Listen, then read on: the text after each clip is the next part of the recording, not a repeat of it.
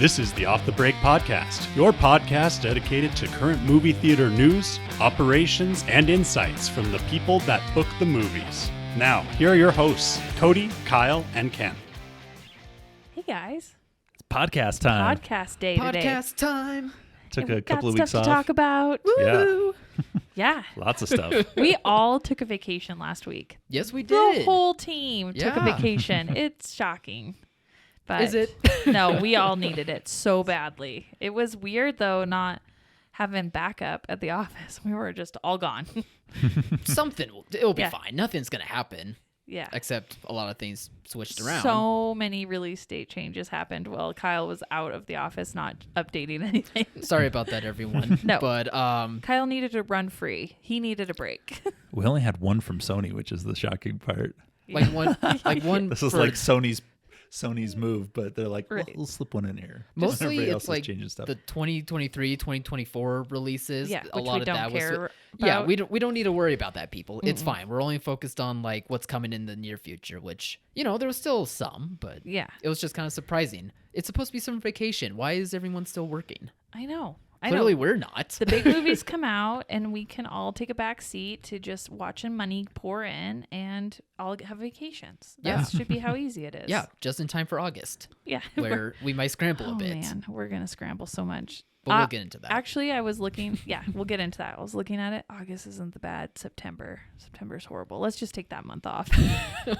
Everybody shut down. Another vacation? Fine by Yeah. me. So, release calendar changes. Kyle, you want to go over them? Sure. For the near future, Paramount is going to be releasing I believe it's an Indian movie called Lala Singh Chadha. I'm apologizing if I mispronounced that. It is, according to Paramount, the Indian Forrest Gump remake. So this is Forrest Gump with an Indian cast. Right. But I do imagine that this is probably more of a limited release. It is limited. They are Yeah. taking locations where Bollywood type films would do better. They kind of know their spots. So like where Forrest Gump meets. This is so great because this is straight from Paramount, and they're like, I'm not sure how to sell this. Well, we know the films work in these markets. Yeah. But it's like where he meets Elvis, he Yeah. meets a popular Indian singer. And when he meets a president, he meets Mahatma Gandhi. And Right. Just replacing American events with, but it weren't rip-off, and the only reason they were allowed to make it is because Paramount owns Forrest Gump. I guess, yeah, that's a good point. right, Huh. it's all in house. Sneaky. Yeah, I was like, well, if this works, you're going to see Oh my gosh. Chinese Forrest Gump and a Japanese Forrest Gump and Right. Korean Forrest Gump, We're going to have our own cinematic universe. So a instead of multiverse of Forrest A Gump. multiverse of Gumps. instead of just redoing nostalgic films, like remaking them a la Maverick for sequels modern day, they're just gonna do it per country. Multiverse it. Multiverse That's and what people love. nationalities. I am actually That's been the theme for this year. I'm actually pretty interested to see if this guy does a Forrest Gump impression in an Indian accent, whether he Oh, speaks English or I Hindi. wonder. Yeah. And he talks so slow. Life is like a box of curry. Yeah. You never know what you're gonna get. You never know how hot it's gonna be. Yeah. That could be it. If it's that, it could be that straightforward. Indian films are interesting to say the least. Yes. The few that we've seen, they're like They're creative. but I don't know. They're cool too. they're so different that they're From American interesting to watch. Yeah. for American Yeah. audiences, especially. That's for sure. Bright, colorful, a lot of movement, singing, dancing. Yeah. Yeah, musical in everyone I've ever seen. Yeah. There's a musical number. There was that movie RRR. Yeah. Literally, the internet exploded. They're like, I've never seen anything like this, and it's like, yeah, because we don't get this in 'Cause you America. haven't Right. seen And it is amazing, by the way. RRR is awesome, but yeah, the audiences just don't quite expect that type of filmmaking. That's for sure. Okay. But it'll be interesting. Maybe some theaters will be able to play this and do well. What's next on the list? Yeah. Following up with that, there's going to be a few changes. United Artists is going to be releasing a film called About Fate in September 9th. And then speaking of September 9th, Warner Bros. Pushed back the release of Salem's Lot from that date to April 21st, 2023. It was actually kind of devastating. Warner's moving this out because it's like a horror film. It's in September, which is great because you want adult stuff. Yeah. And Warner's just so good at marketing It's that a- I was it's like, a this could actually do a reboot, remake. some business, and to watch that just disappear. Man, I'm glad some other things are moving into September because it looked ugly for a couple was- weeks there. Yeah. Warner Brothers with the history of It and Annabelle and Yeah. The Nun and all these horror movies that they put up a solid number every time. Yeah, I thought the trailer and the sneak peek we saw at CinemaCon, it actually looked creepy and scary, Yeah. and it it looked moved like it was there. past, like the last one of these that we did was like Pet Cemetery. Yeah. And it was Paramount, who usually does okay with these, but it was just the original one was so beloved. I don't know. Right. Salem's Lot kind of falls into that weird area where It wasn't such a cult thing that you could redo it and Yeah. bring it to new audiences. Yeah, that's a good point. Yeah. Anyway, so moving on from that, United Artists also made a release change. Just a small one, though. There's going to be a movie called Till that is pushed up from October 14th to October 7th. And I believe it's the story about Emmett Till and the aftermath of his unfortunate lynching. So Yes. That it was will be a dark movie to play for sure. for October. Yeah. That is it's a tough one. I had a hard time getting through the trailer. I'm a mother of boys, so anything with children and now boys just on that level just really eats at my heart. And it's already a horrific story. the story's Yeah, for brutal, sure. the Yeah. film's going to be brutal, but it's one of those like important films that United Artists is known for. Yes. So, I mean, And it will be historically, so well done. Like Yeah. of the trailer, the acting, everything in it is such quality, and that makes it even harder to digest because when it's so good and you're not distracted by anything in the film, you're just going to be so immersed in it because of the quality. That's going to be hard. Yeah, and then we'll move into December to where Sony pushed up a release of a movie called A Man Called Otto. It was moved up from December 25th, 2022 to December 14th, 2022. the Jumanji spot. Yeah, I'm so Is glad. this our next Jumanji movie? Sony loves that week before Christmas. Yeah, Which one is this movie supposed to be? I have no idea. I feel I like think it's a drama. I think it's a remake of a is it a Norwegian film? Sure. Yeah, Right? sure. Didn't we I play have that no idea. during the pandemic? No, I have no idea. Yeah, What are we talking about I here? think it was a pandemic. It has film. Tom Hanks. Jürgen Ooh. Fergen, Smeagol Mergen. That kind of Norwegian? I think that's Swedish. Okay, same difference. Something European. Otto, a crotchety, irritable, and fiercely strict widower, lives. My mic is in the way. Lives a lonely life, judging everyone he sees. When he forms an unlikely friendship with his new neighbors, Otto begins to change. So maybe like a Welcome to Marwen type movie. Does anyone remember that one? Are the neighbors diverse?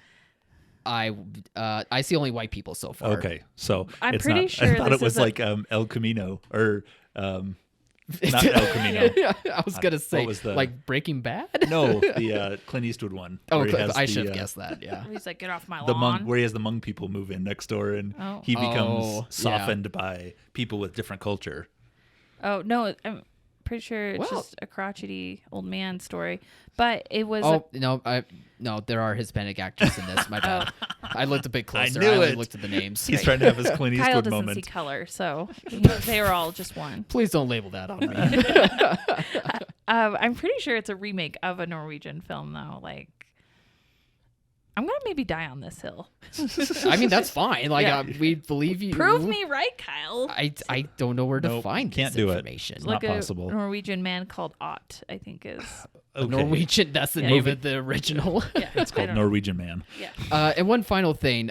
Searchlight Pictures is releasing a movie called Empire of Light December 9th. I imagine it's probably going to be very limited and probably trying to get Oscar buzz, but I'm not sure if it's exactly a big title that needs to be played or can be played. Yeah, no, Searchlight is Shape of Water mode right there. Where it'll be 2 locations that week. It'll probably be a platform. It'll be a styled very release. big platform, very slow platform release. Yeah, that's probably what's going to happen. I did find out for you, Cody. Yeah. It is a 2015 Swedish film called Swedish A Man film. Called Ove. Oh yes, I have played this. Jürgen This is Fergen, why. Smeagol Mergen. This is why I You've have it. played this I movie? played it in several art house locations, and it did really well. It was a cute movie. And I was like, there's something there that was like, I've seen this film before. So yes, Man Called Ove. That's what it was. You sure it's not like OV or It's OVE, I think. Yeah, OVE. Yeah. Oven, Megan, Mergen? And maybe, I don't know how you nailed it, but you were not far from that stupid accent. I thought it was Norwegian. It was Swedish. You were right. But Swedish what's chef. the difference? They chase chickens around with butcher knives. I don't know what they do Right. over there. Anyway, so like I said, there was still quite a few more release changes, but again, those are in 2023, 2024, and for our theaters that we're, talking to, it's not too important to Right. worry about that yet.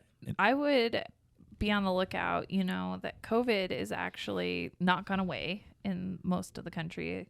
And it's making a huge resurgence in LA County to the point where like hospitalizations are getting overrun again. And so they may have to do mask mandates and stuff there. But if they do, it could slow down post-production on films. So we may see even more release date changes for future product. Just, the repercussions of this ongoing thing that we're dealing with. Hey, this is It's- July. it's We've not- had $200 million movies this Right. month. Will you stop raining on our parade? Sorry, I'm just bringing it up because it's like, oh yeah, that's still a thing, I guess, out there. Not in Montana, that's for sure.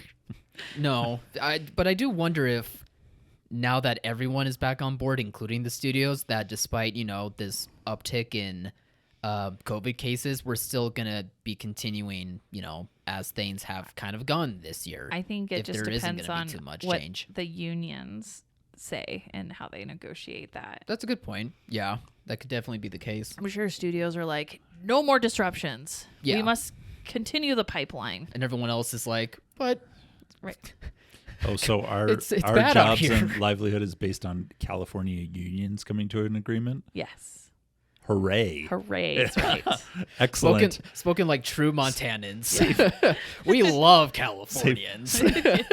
Save your pennies, everybody. Oh, Not that they're worth anything anymore anyway. yeah. No. I'll I mean, get how off my many- soapbox now. How many pennies do we need to equal a penny of the past now? I don't know. I feel like a okay. handful. I don't want to Okay. do that math. It'll Okay. make me sad. Okay. Cody Reagan, let's get back to our Booking strategies for August. Well, August always looked pretty bad on the release calendar. Like after Bullet Train and maybe like a little bump of Beast, you were kind of like, I don't know about August, because there wasn't anything really good. Now I've got a few more tidbits thrown in. Crunchyroll is going to put out a Dragon Ball Super film. It's like Dragon Ball Super. Dragon Ball Super Superhero. Super.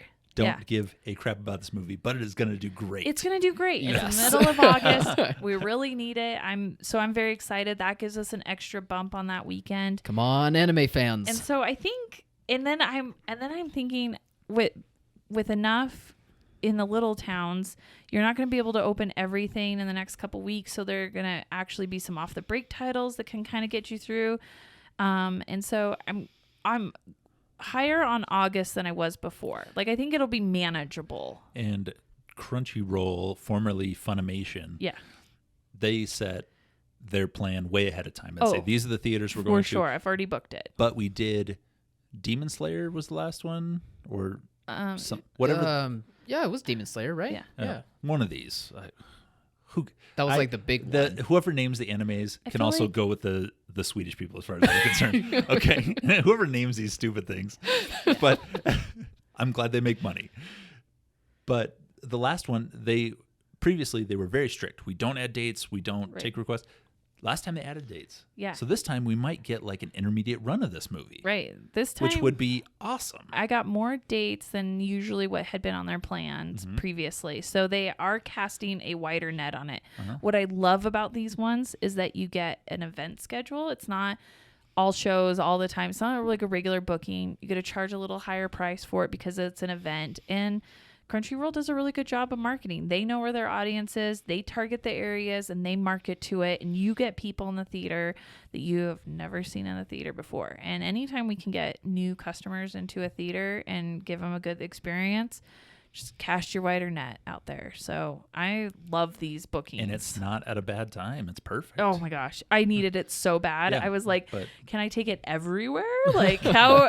But this is one of those things where actually know what they're doing. They we do. have so They many very much we have know so what they're many film doing. companies that like put films on same dates. Like Till was better on 10/7 than 10/14. We have Halloween Ends, Yeah. which the first two have done over 200 million each.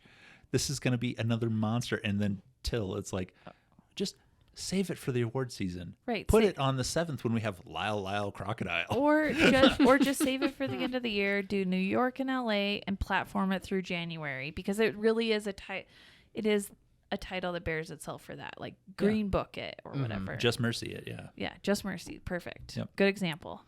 So August I'm feeling better about. Like I said, it was manageable. I think I can find a few more things, and it's just about managing screens, managing showtimes, and making sure you don't burn through product, like holding what you can, make it just kind of squeeze that month out. September, whew. Let's cross that bridge I know. on a different day. We'll cross that bridge on a different day, but September is looking tough. And so my recommendation is, let's see how August goes, but theaters really should think about a post Labor Day scheduling. Maybe that is the best time to be closed Tuesdays and Wednesdays. Maybe pull back and not do 2 p.m. matinees. Maybe just start matinees at 5 and get rid of the twilight, so the 9 p.m.s.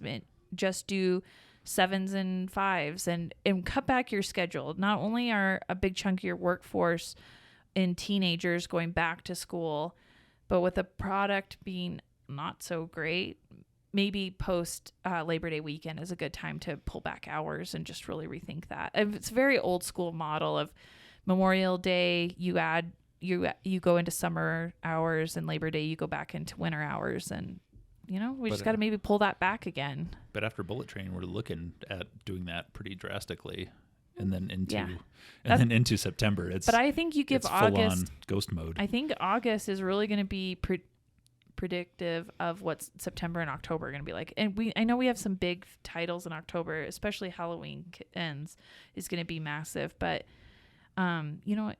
One big title does not carry a whole month, so we need to. Cody, we have. Lyle is not a big title. No, I agree. but after 8 weeks of not having a kids movie, it's correct. going to be a bigger title. It's going to be than a big title, and then we have Yeah. Halloween Ends, and then we have Black Adam, which know is going to Black Adam's gonna be could good. be one of the biggest. It should be around the top of one of the biggest DC movies. Well, at least we know that The Rock will, promote the heck out of it. So Yeah, do his hardest. His promotion really does make a difference in the national awareness because he has such a wide following. Because Jungle Cruise was a turd, and Disney didn't spend any money on it at all because it was still Right. pandemic time. Yep. Every ticket that got sold to that was because of him. It really was. I mean, I saw like one junket where it was him and Emily Blunt sitting 6 feet apart talking. Oh. And that was it. That was such a rough time. Yeah. Yeah, how far we've come. I want to throw out 2 titles in August and get a sense of what you guys think about them. The Gravitas movie, Mac and Rita. Any idea if that's going to be even playable for some locations? Yes, Gravitas is going wider with that. And and it looks fun. It's got Diane Keaton in it, right? As It the older looks good, version. but- It's like an older version, younger version situation. Somebody ages overnight and turns Yeah. into Diane Keaton. Right. And Diane Keaton plays Diane retired Diane Keaton. Yeah. So, I mean, I think it'll be good. It'll definitely play to more mature audiences in the Crawdad Elvis vein. I think we need another bump up from them. Sure. Which is coming at a good time because now they've had 2 big films and they're getting back into going to the movie theater. And so it's probably the best time now to keep that momentum going. But For sure. But it's not going to have very much marketing behind it. It's not going to have a huge national campaign. Right. So you're always going to be limited in your potential gross by the lack of that marketing. So on that title, I would suggest theaters really step up. And if you're going to play it, then you're going to have to self-market that to your audiences. You're not going to benefit from a big national marketing campaign. Gravitas isn't buying time during sporting events and Yeah. For Mac and Rita. must-see TV. Dropping the newest trailer for Mac and Rita during the halftime And show. we've given them some opportunities, so I'm pretty wary of this one. We had the Jackie Chan movie that they told us they were going to spend a lot of money on, and it was more in the Bollywood Whoops. kind of filmmaking. It was very bright and showy. And Right. And then we did King's Daughter at the beginning of this year. Mm-hmm. And, obviously it was old and they weren't ready. I mean, Pierce Brosnan looked like Pierce Brosnan's grandpa now. Right. I mean, it was so old. It wasn't bad, though. It was just getting people to come see it. It barely crossed $1 million. It did. Like it crawled across $1 million. Right. And it was the time, but it's also like, we need you to promote it. Like, you have the machine. Yeah. Like, this is part of the job. That's why we pay. Agreed. This is why you pay what you pay in film rental, because part of it is the studio owns it, but they also market it. And as studios pull back their marketing or split marketing budgets with their streaming, and you see less of those dollars being spent to market to the theaters, it really behooves the theater. It's really on them to step up their own, promotion and marketing. And you're going to get lots of films like these little guys that are fillers that come in. And we should be super thankful that we have something in that August period. But you need to know that is on now the venue to market. You're going to have to go out and find the audience for this film. The filmmakers and the distributor are not going to find you the audience. You need to find your audience for this film. Yeah, and I have one more tile to throw out. The United Artists movie, 3,000 Years of Longing. Oh, yeah.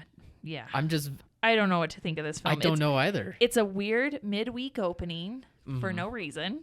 At the end of August. At the end of they're trying to get ahead of the Labor Day weekend, but there's no ahead of the Labor Day weekend. It's the Labor Day weekend. You don't need to get a midweek opening there. So Yeah. that is confusing to me. It is very upscale and commercial and artistic. It's got great cast, but not anybody that's a draw in of themselves. So not even Idris Elba?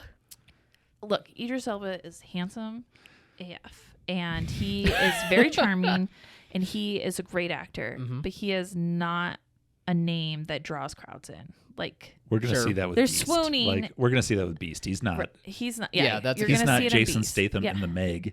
He's not The Rock and Skyscraper. Right. Yeah, You're yeah. gonna see some swooning behind his name, but it's not like ponying up a bunch of ticket money for it. So. Gotcha. So that one I'm really concerned about. I just think it's gonna be. What was the Green Knight? Was it Green Knight? The Green Knight from A24. Yeah, I feel like it's going to be very much like that, where it's a okay. good film, maybe geared to an older audience, but just didn't really find its following. It Right. might be that's too specialty for a commercial level audience, but they're treating it on a commercial level distribution. Probably because George Miller is the director behind it, and he last did the Mad Max movie, so they were probably thinking of it in that way, but you're probably right. It's going to be more of a upscale niche movie than. I was genuinely excited for this because of the cast. Watched the trailer, read the synopsis. I got confused. They called him, instead of a genie, they called him a djinn. Yeah. Yeah. Well, most people don't know what that Djinns and is. Genies, there's a difference. Okay, but he's more just of a call djinn. him a Okay. genie. Okay, All right. move on. Can I you mean, tone it down for us? genies have 3 wishes. We get it. Like, let's do that and move on. I mean, you can't. Not everything can. Not even the words are upscale. I mean, come on. I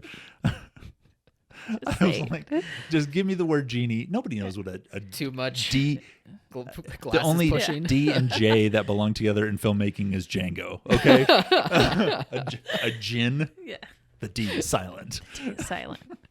Okay. No, but I think it will play somewhere. But again, we've got to like temper expectations on the potential of the grosses, and how do we maximize our screens because you're not going to sell out on these films. You know what I want to talk about selling out? What? Nope. This week. I do too. Okay, I know. Kyle went and saw the early show, so we I get did. his. And Kyle had enough time to write a review. I'm so excited for him. Things are starting to like get back to more normal routines around here, and this is nice. Yeah, I missed out on writing a review for Thor up at Screen Insider, so I finally was able to write one again, and I was able to do it for Nope, and I'm happy for Yeah. that. So if you want to read any of Kyle's reviews, you can check out screeninsider.com. That's where they're all hosted. ScreenInsider.co. Oh, .co. That's right. Sorry. My bad. It's even my site. And whoops. Awkward. We're so ahead of ourselves that I am too old school for how techie and amazing we are. But Kyle is a fantastic writer, and his reviews are awesome reads. So definitely go check him out. Holy shit, Cody! Did you see what Thursday Night Yeah, grosses? 6 million. 6.4 million. Yeah, no, which is behind us at 7.4. But Yeah. this is post-pandemic. Like Post-pandemic, that's 90% of what really good. I was kind of hoping for It's- 7 or 8, so that's seven. very good. The Yeah. 6 is A incredible. solid start for on an that. R-rated. We haven't had anything like this No. with R-rated. That's the power of Jordan Peele, man. Mm-hmm. He's so good. He gets those audiences in. So before you start your thing, I'll just say that as far as tied in a little bit to booking strategies, when I first saw Nope and we first saw trailers for it and stuff, I was actually really high on it. I was like, this is going to be really good. He's really known. He's got a following. This will be great. And then I really liked the whole cowboy alien invasion aspect of it. I thought it was very fresh and an interesting idea, especially set in the American Southwest. It's not like Montana Rancher cowboy a la Yellowstone, which California desert yeah, it's California desert California. is where this movie Right, takes but- place in. Yeah. it's California cowboy, which Yeah. I'm like, that's fine. I like that. But then is like, I don't know if I just got overwhelmed with all the product or it was weird the way the product was shifting. I got a little worried about it. I was like, is this going to find an audience and stuff? And maybe I was like had too high of expectations. But I think now after the early shows and all the positive reviews it's getting, I think my gut instinct is going to be more right on it. So Yeah, what did you think about it? I'm really hoping this does end up becoming a big hit because I really enjoyed this movie. Jordan Peele does a really good job still with subverting and misdirecting an audience's expectations on what his horror movies are going to be. But at the same time with Nope, it's probably like his more traditional movie in the way that a movie is traditionally structured for like general audiences to recognize. I think with Get Out and Us, excuse me, He made Up Up. and Yeah. Us are very different movies. So different. They both make you want to cry though at times. That's the only thing they have in common. Yeah. But for his previous two movies, they misdirected you well, and the traditional structure of the movie wasn't traditional. But here, I felt like this one was the more blockbustery, Accessible. it's the most accessible, The but it's storytelling also was more linear. yeah, more linear. It doesn't make you think too hard about it. Like you're still in the moment of like, what does this mean? Like, what's everything happening? But it does come together to where you understand it right away. Like you're not going to leave the theater going, what did it all mean? There's You're going to no- come out of the theater going, I know like what happened, and it was still really good, and I still got misdirected. There's no very parallel well. dimensions or body snatching.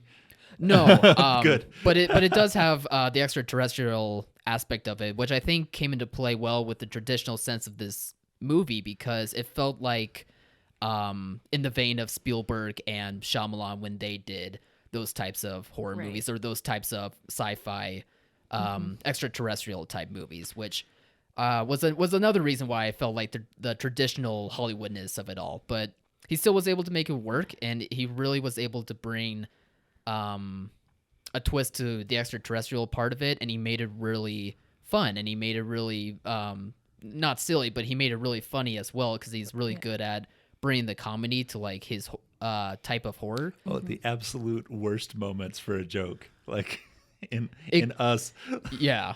there's a few spots where you're horrified and they're like, how am I going to get this blood out of the carpet? It's like the wrong time to laugh. It's and the you're- wrong time to laugh, but it's so perfect at the same time. And Yeah. he still carries that over here, along with his other directing sensibilities that we Anytime loved. something is going wrong for me, like when I don't need it to go wrong, I feel like Winston Duke in that boat, that shitty boat that he bought in Us that he cannot get going when they need it to go.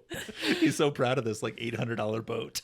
I'm glad you're making references to Us because I feel like I'm the only one that enjoys that movie. Like for some reason, people, I don't know, divisive, whatever. Oh, no. I hate It's that a- word. It's but it's probably a like tall dad with a short wife and 2 kids, Yeah. and he's the one like when the shit starts to hit the fan, his wife's like, "Go out there," and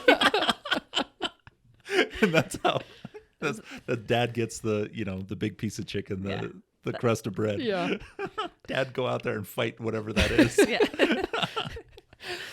Yeah. So Nope, I think Jordan Peele did another great job. I really think this is a movie worthy for theaters.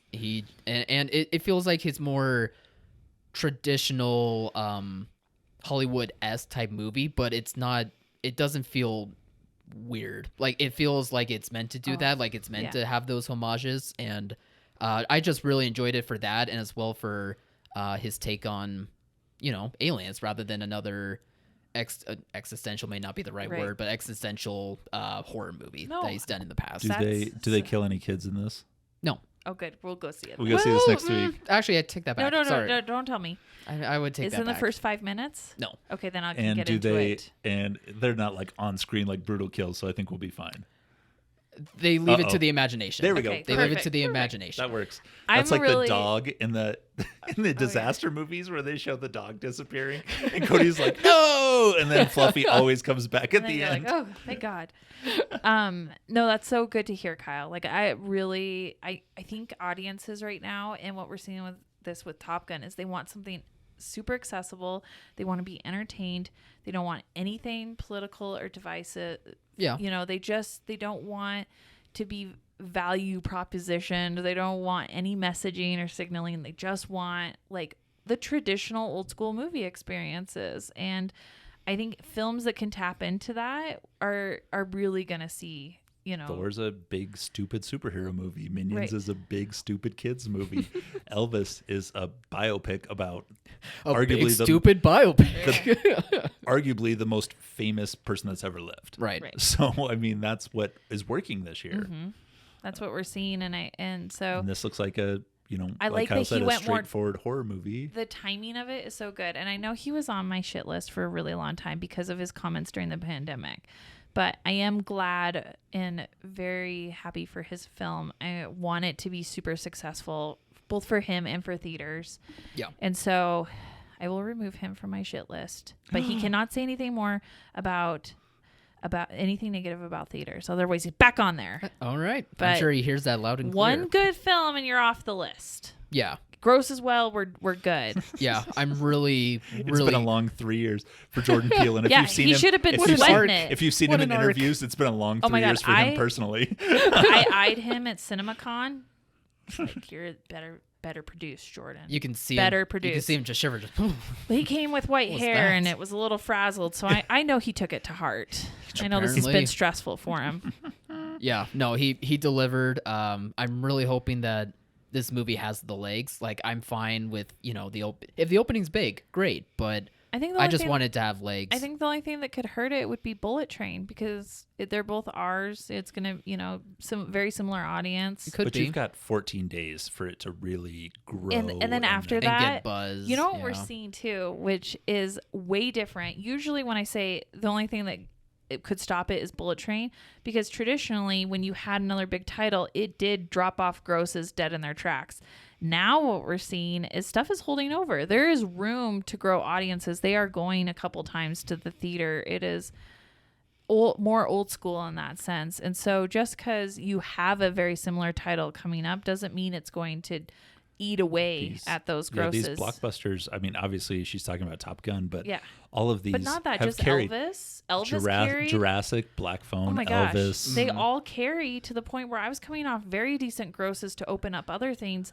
And it has been a Monday headache every week for the last 4 weeks of why are you coming off me? I don't have a screen to open your new film. So what do you want from me? It's the best headache you could have. I guess. You would the think best so. headache would be if I had all the screens and they were all producing well. And I'm like, yes, I'll take your film and I'll hold you. And life is all happy for everybody. Right. This is definitely an argument. Yeah. I'm like, I'll try to bring you back. And that it never gets brought back. Or the Top Gun will get brought back, the though. standard. We're working That's on happening. it. We're working on it. Yeah. Labor Day is going to be fun. I'm excited for that Top Gun bring back and Yeah. the excitement of that. I feel a little bit bad for Sunday, Sony Monday. because they have this Spider-Man, bring back film that they have the more fun stuff version. It'll play, but they're It'll adding, play, but not as wide and not something that's been on streaming for so the long. movie is 2.5 hours long. Yeah. How much are they going to add that's going to make it special? That's gonna More Spider-Man. What you No, wanna And that's see- I all want they I have. want more of the 3 Spider-Men together. That's so what much I want. more of that. If it That has to third be act's that. gonna be longer. It has to be Yeah. that. But if it's anything not that, then it wasn't worth it No. to anybody. And nobody will be buying tickets for that. I need exactly the same amount of Willem Dafoe. Like, he is almost so weird. He almost ruins the movie at points because he's such an oddball. But you gotta 'Cause admit, he those- was running laps around everyone he else was. who was He walking. was. The three together are great, though. Like, that's the first time we've seen that. Like, Yeah. since Where it Avengers, really worked. since the first Avengers, where Yeah. it like kind of had that camaraderie. But this is like just perfect. I mean, it was just Yeah. the Yeah. marketing and everything. The behind first it was- Avengers was good. It built on a buddy camaraderie, but then they had to make it weird after that with whole like interpersonal relationships happening and Civil War. ugh, they ruined it. So I think that's why Spider-Man did so good coming back with it. Oh, yeah. So we need to see more of that. But I just gave Sony a heads up. Like, if you're expecting a lot, Labor Day is going to be more of a, stuff that we haven't been able to play. Like, I'm not going to be able probably to open like things like Easter Sunday or Beast everywhere. And so those are perfect films to play off the break during that weekend. It's kind of like the last big hurrah. So Yeah. there'll be a lot of competition for that. Well, I'm awesome. I think that's awesome that Nope is going to do really well. I'm you- awesome. I am awesome. What? Everything is awesome. Time for hot takes. What do you think the opening is going to be? You got $6 million, so you know it's at least that. Can I look up Get Out and Us's Yeah. opening? Us was Get Out was 33. I just saw, and Us was 75. Get Out's was 33. Oh, it, It did was- have it went legs. forever. It yeah, started that's a good point. slow and then Right. really It was a That was build, his a word of first. mouth build. I'm kind of hoping it does that with Nope. It- Like, if it's it a big would be- opening, it would be fine, shocking but- because it's Do you going think it'll be 3,200. Everybody's 3,200 expecting locations. 50. Yeah. Us did 71 and Get Out did 33. I'll say 55. 55. Ken, what do you think? No, wait. 56. 56. Okay. Okay. At that being 90%, I'm going to go 62 million. 62. Oof. That's I have a lot of faith in this one though. I have Yeah. a feeling that I'm just trying to decide if it's going to open big or end up being big. Because Why not both? That's what I'm hoping for. right. Because it is he does have a following, so we could be being persuaded by the Thursday early shows because that would be a little bit more front loaded. But it's more, you said it's more accessible to the traditional audience. I'm trying to decide if I go low and hedge my bets at like 45 million. I think that's what I'm going to do. Not that I don't think it'll end up being, I don't know if it'll have such a huge opening. We're also in the summer vacation time as well, like that end of Yeah, July. but it is so hot out across the country. Everybody's diving into theaters right now for air conditioning. true. yeah, if Very you good have point. any overdue maintenance on your HVAC, do it now. No, that's another problem is I've had a few locations, their HVACs went out because it's been a pandemic. They haven't been able to do maintenance. They haven't been able to get parts. And they're now chugging along because it's the middle of summer, and getting somebody to come out and getting parts for it has been so awful that we have lost so much money by having screens down. It's sickening. Like, so Yeah. very much be careful with your systems because it's really hard to get them taken care of right now. Just labor shortages and supply chain issues just affecting all aspects of theaters. It's really, really awful. You know what's awful? What? The Chinese censorship of American films. Screw the Chinese. Have we Screw them. I think we've offended a lot of nations today. I'm just piling on here. No. we might as well roll with it. No, I lean into the skid. believe me. Chinese food, wonderful. Chinese people, wonderful. Chinese censors, go to hell. Yeah. And apparently that's what Hollywood is saying. Well, I think they're finally waking up to the fact that they don't get very much money for their film rental out of China. Like, it's not. America does the most gross and pays the most in And film pays rental. the most in film rental. Europe does a decent portion and pays, I think, a more fair portion of film rental. Like, I wish America's would be closer to Europe's film rental fees. It's just more fair. And by the way, we're bringing this up because CNN did an article about this particular subject, and meanwhile, we've been talking about this for a little while now. Right, a couple weeks. So basically, like, Sony told the Chinese censors they weren't gonna change. It started with them not wanting to change the Statue of Liberty scene in Spider-Man because the Chinese censors wanted them to cut down on the Statue of Liberty scene.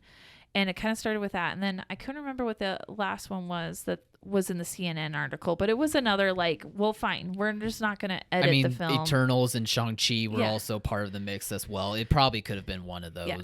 So they get a portion, like a fraction of what they get for film rental here, if they even get it at all. Like, because it's trying to pry money out of that place is like pulling teeth. Mm-hmm. But I think what they're finding is China works on a quota system. So there's only so many slots available for Hollywood films. And in the last few years, they've really pushed, because of national anniversaries, the Chinese have been pushing their own internal market. Well, now they're at a point where that internal market is stable.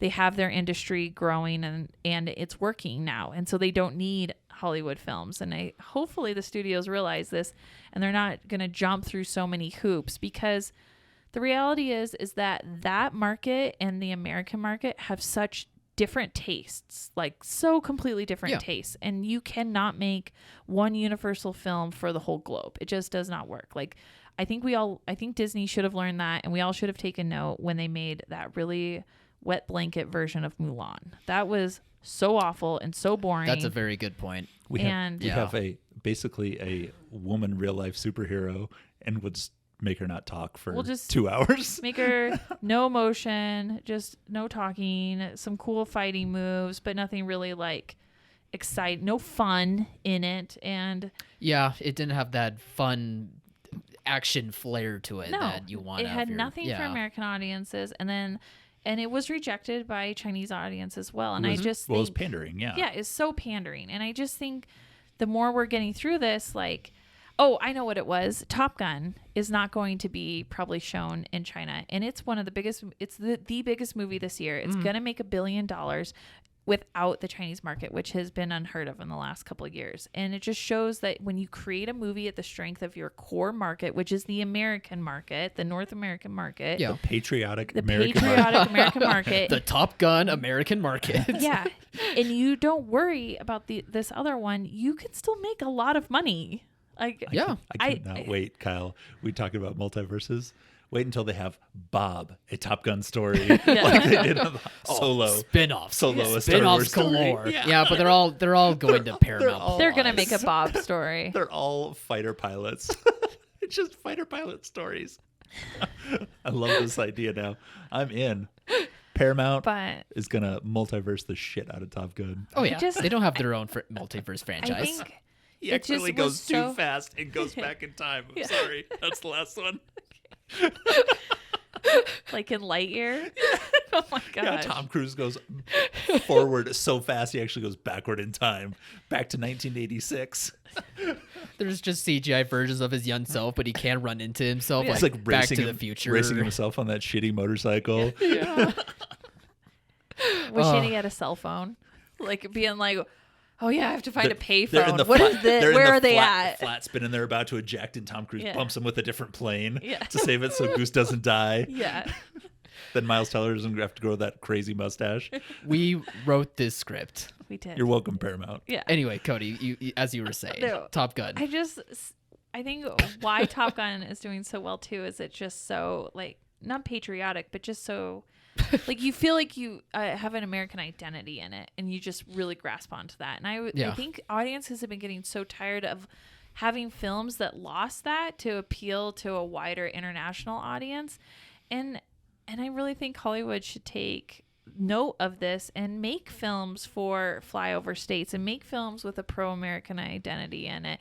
And you can still make films for an international audience, and the two can still mingle, but I don't think that we have to worry so much anymore about softening edges of things to make a because I think the reality is you're never going to get the global movie anymore. Everybody is so different now, and I think we're having a wholesale rejection of this like one identity of a whole global world coming together, and we just want our own things again. Yeah, I mean, there's so many movies in the past year that just, especially the blockbusters, that don't feel like they're different from each other. Like they're just their own little glob of sameness, and I think it is because safety, nothing fun safety, in the story, smoothing the edges to try to appeal to that global market. And hey, if you can make that movie again, awesome, great, but that's just not the time that we're in right now. We need to focus back to, not letting that stuff take away from what makes movies special. Having cultural inside jokes for your for American cultural audience would be awesome again. Like, they just don't have any fun one-liners that, there are things you can do, cultural jokes, like dialogue that just all of Americans would get, but maybe like Europeans wouldn't get, or definitely like Chinese wouldn't get. And it's okay to have that. Like, I really miss that kind of stuff. And I think as a country, we need that back. Like, we have lost so much about an identity that brought us all together. And I think that movies can be a way to like bring some of that funness back, and we don't have to appeal to people in Spain or France, because fuck the French, right? Yeah. So we don't have to appeal to them. So like let's have that back for us again. And Paramount obviously made Top Gun more diverse because that's what Hollywood is leaning towards. That's fine. The military is diverse. Yeah. Fighter pilots are diverse. There are female, African American, Hispanic fighter pilots. They exist. I've seen them. Yeah, it didn't feel like there was a political message, like you were inserting a person there that shouldn't have been there. Like, it felt all natural and all good. And I think that audiences responded to that. Yeah, that naturality of it all. Like, it just so happened to be, taking place on a military base with fighter jets, but at the same time, it stayed true to the story that was trying to tell, rather than smoothing out those edges, like you were saying. Yeah. At least that's what I got out of it. No, and that's the big difference between movies in like the 80s and 90s and today, is that you don't have the fun jokes or the sentiments or the, the tastes of the American audience or the audience you're trying to get. That everything got so vanillaed out, polished. So, yeah. Like, all the personality was taken out of the movies in the last few years. And that's a good example of what I felt with Thor. What did we do? We talked about last week. Yeah, Love and Thunder. The last episode. Like, it was that polished feeling that I've been feeling, not just with those types of movies, but with most blockbusters as well. Right. And I think that's why you saw a 70% drop on Thor, because there's something you can't look at it and be like, oh, that one scene was bad. There's nothing ever bad about them. No. It's just that they're not. Nah. It just doesn't have its own. Like, Thor Ragnarok at least had its own flavor to an extent. Yeah. Thor Love and Thunder didn't. Right. Or you got the flavor from Ragnarok and you were like, I kind of want something different. Like, yeah, or even that. It didn't push the envelope at all anywhere, and it just I really liked that movie still. Like, I liked it more than Ragnarok because of the ending. I like how they like tied it up. But I can totally see where it felt like glossy, like plasticky, like there was a facade on it that wasn't really great. Yeah, and I think this past year has just proven between the types of movies that are being made, like with Nope and Top Gun, and Hollywood changing about censoring things for other audiences, that we kind of need to go back to that. We have Woman King, Till, we have Bros. I mean, we have a lot of movies that are not polished. That like is that so coming true. up. Yeah, which is going to be year great. is going to be a lot of movies that don't fit that utopian audience and that's okay too. Like, I don't want to make a huge swing and make little films for super targeted audiences. Why is this movie not about me? And I feel like those ones you just mentioned, Till and some of that is actually a little film for super targeted audiences. And I don't think we want that either. I think what we want is something like with a really good story. This is what we've always wanted in the industry forever and ever and ever. We want something with a really good story that is produced and done really well, that leaves audiences feeling emotions, but not so crazy. Like, that are just simple one and done stories. Like, we want originality. We need something we've not seen anywhere else. And that's becoming so much more important as we have streaming, with is just like a glut. There's just a glut of stuff on there. I mean, streaming at one point, even they were able to feel like original, that originality that you were just describing. But now even they kind of feel Oh my gosh, polished to they an feel extent. so overproduced. Yeah. In fact, I was just on Netflix the other night, like trying to find something to watch, and I'm like, these all look like cheap, and I don't want a cheap experience. Even at home, I don't want something cheap. Yeah. I want something I want to invest myself and my time in, because my time to me is important, and I don't want to waste it. I don't want to waste it on this stuff. This is a lady who watches trash reality TV shows. Every once in a while when I'm really, really stressed out. That's not something I tune into all the time.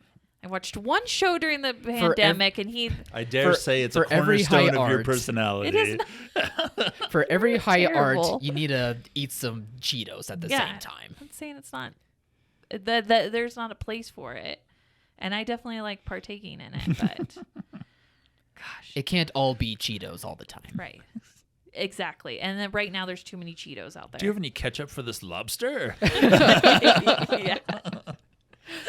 Do we have anything else to talk about? Yes, I did want to bring up two things. I did want to bring up something to our audience and to theaters out there that, you know, as we get through this and revenue settles down and we figure out what our new normal baseline is, the studios are going to be reevaluating their revenue. Like, where can they get revenue?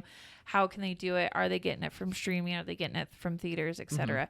But they're also going to be trying to like find places of revenue. And I think that how they're going to start doing that is they're going to start auditing theater. And by auditing, I don't mean like checkers back in the day where they'd send somebody to head count in the auditorium. They're never going to do that again. They're never going to probably send checkers again, unless it's a big city and they just want to check a protocol or something. Right. Never, because those were like base level jobs. Like, So, so yeah. there's nobody that's working at, you know, Do they fast even food for do- $20 an hour. Do they even do secret shoppers anymore? I mean, it's just No. that whole trend. So I don't think they're ever going to send checkers. But I think what they are going to do, and you're going to see this so much more, is that they are going to post audit your film rental statements. They're going to, and I don't know if it'll be random. I don't know if it'll be like structured or anything. I'm not sure the process on that, but just be aware that they will look at film rental statements. They'll look at your box office reports down the road, and they're going to do, you know, quarterly or annual post film rental audits. And they're going to look for two things. And I only know this because we've run into it a couple of times this year with some auditing. So this has come up in our circuit. And so I want everybody to be very aware, because I just see this happening so much more. They're going to look for what they consider excessive discounting. So everybody, there's been a lot of ambiguity in what you can do with your ticket prices. And there's been a lot of experimenting post-COVID, post-pandemic, so that we can figure out what is working, what audiences want, etc. So that you do have some grace and some period to experiment with your ticketing right now. But there are a few guidelines that you should be aware. Per capita ticket prices are still in play. Like, they still want a certain level in whatever your market is set at. That level still needs to be maintained. How you discount days or different types of customers and stuff, still you kind of have to have a level, right? And the discounts can't be so far beneath that level that you're giving something away at a sub-run level ticket price, like $1 and stuff. So that, you know, it has to be within reason of your level. I would say anywhere from like 25%. It got to stay kind of in that level. That's not surprising. That's not surprising, and that's very the one caution. that caught us by But surprise. the one that caught us was, so they allow, you know, discount days, and usually they're Tuesdays, but they can be any day of the week, not your weekends. Mm-hmm. And they allow $5 days. That's becoming more standard in the industry, and they're seeing benefits like Paramount saw the grosses for Paws of Fury bump up on the discount days. So discount days are great, and I think they're encouraged to a certain extent, and they're tolerated. But if you have another big discount, either another day or another ticket price that is another major discount, say you have a family pass, or you have like a Friday or a Friday matinee that's super, super cheap or something. They don't want two. So they'll tolerate the one discount, but the second discount is going to run you into an issue. Mm-hmm. So be prepared for that. Now, I feel like the studios need to really get on board with their idea because the major chains now are going to that Friday and Saturday surge pricing. Sunday is a different weekend price, and then Monday through Thursday is a different price. So they don't want variable pricing in theaters, but they're allowing a lot of variability as long as it's not so far within the threshold of the discount. Then the other huge one that I think all theaters need to be really aware of is they're looking at your convenience fees. So any fees you tack on for online ticket sales, they're looking at those. And I didn't even think about that. And that's a good point. You are not allowed, and per your master license agreements, to have high convenience fees. They're thinking like okay. $1.50 range. Convenience fees came out because we have to pay credit card fees. There are costs of doing business fees. You have to pay for your server, and you have to pay for you have licensing fees for the software. You have credit card processing fees. You have maintenance fees on the equipment. There are fees to run, and it is the cost of doing business. And so you should be allowed to have a convenience fee on top of that. That's the world we live in. Convenience fees are a must. I think where theaters are getting in a lot of trouble and the potential to be really called out on these audits is when you apply that convenience fee to a per ticket transaction. What I mean is I charge $1 convenience fee for every ticket. So if I am a customer and I go and I buy 6 tickets and there's 6 $1 charges because the additional fee is $6 because I ordered 6 tickets, that's where you're going to have an issue. And why you're going to have an issue is that extra convenience fee broken down by ticket looks like you are padding the ticket price. Meaning like you really want a $7 ticket. A $7 ticket would cover all the fees, but the film company, the distributor, gets their film rental out of that $7 ticket. So what you're doing is you're charging a $6 ticket, thus taking that dollar out of the pot for the film company, and you're giving them, their film rental based on the $6 ticket. They don't want the padding. That to them is stealing. You're stealing from their ticket price, which is what you should be getting. Correct. And independents have been doing this for a while because why? Oh, because AMC, Cinemark, Regal do this. Yeah. We noticed so then we've been encouraged to do this. it because you think it's being okay because you see Regal. The chains are doing it. The chains are doing it. Where my advice is, and I'm not a lawyer, this is not actual legal advice. That I do not hold. Wait, you're not a lawyer? Do not hold this advice against me.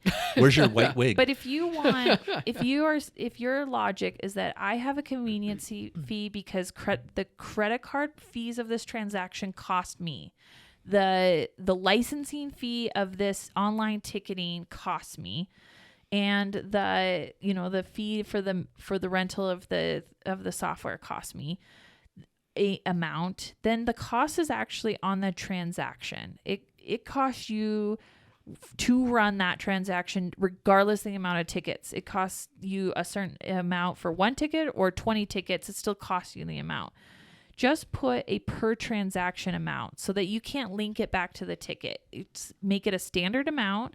Say if it's $3, make it a $3 charge at the end, and just say it's a convenience fee or taxes and fees or whatever the fee is. Put it at the end, kind of like what hotels do and like Airbnb does now, where you think you get one price and then at the end there's like $200 extra and you're like, where did these all come from? Yes. But I'm going to pay it anyways because I really want this one. Ticketmaster was the last one we ran into. Ticketmaster killed us.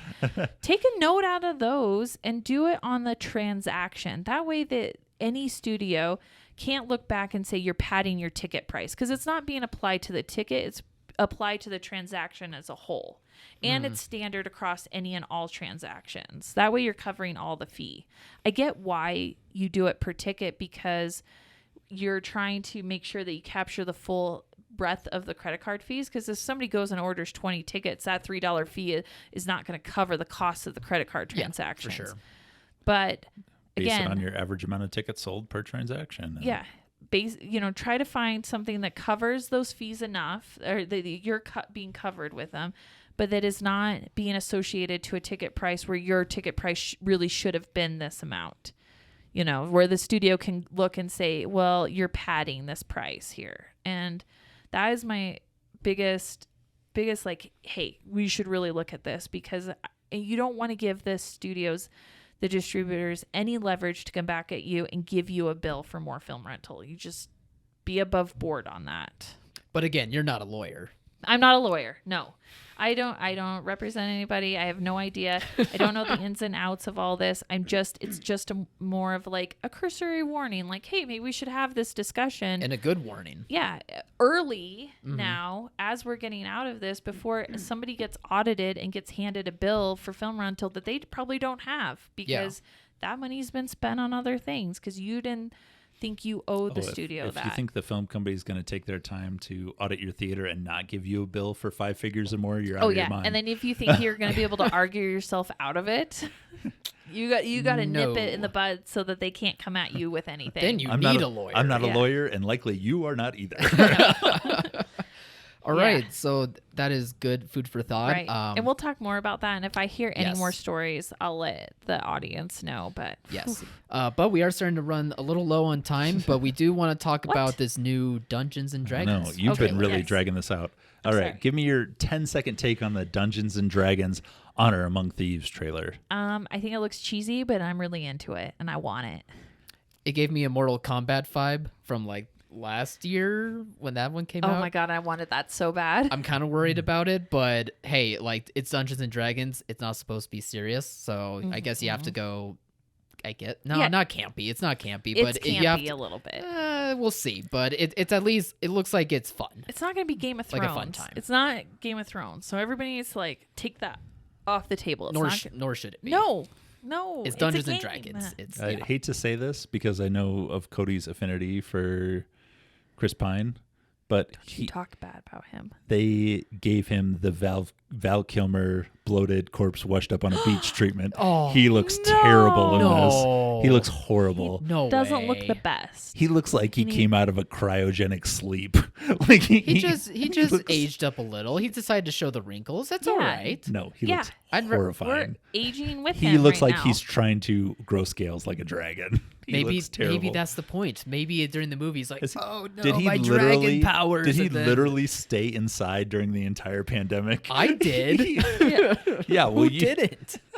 No, I mean literally like no sunlight at all. He because stopped using his moisturizer, and then when he's like, "Oh, the industry's back." Uh-oh. Chris Pine is in his 40s. Okay, we all can't I be. thought he was in his 50s. No, oh, we wait, can't that kinda all be changes a little. Tom Cruise. Okay, Cody, Like, he is pale AF. Okay, I'm gonna use your term against you. He looks like he's lived in a cave since Star Trek, the last Star Trek. He might have let himself go a teeny tiny bit. He looks. It looks like fine. he's wearing a corset. He went from a 10 to a 9. Okay, big deal. 9 upside down is a 6. Have a good weekend, everybody. Bye, bye, everyone. What? We're done? We're not done yet. This conversation is not over. Don't you turn.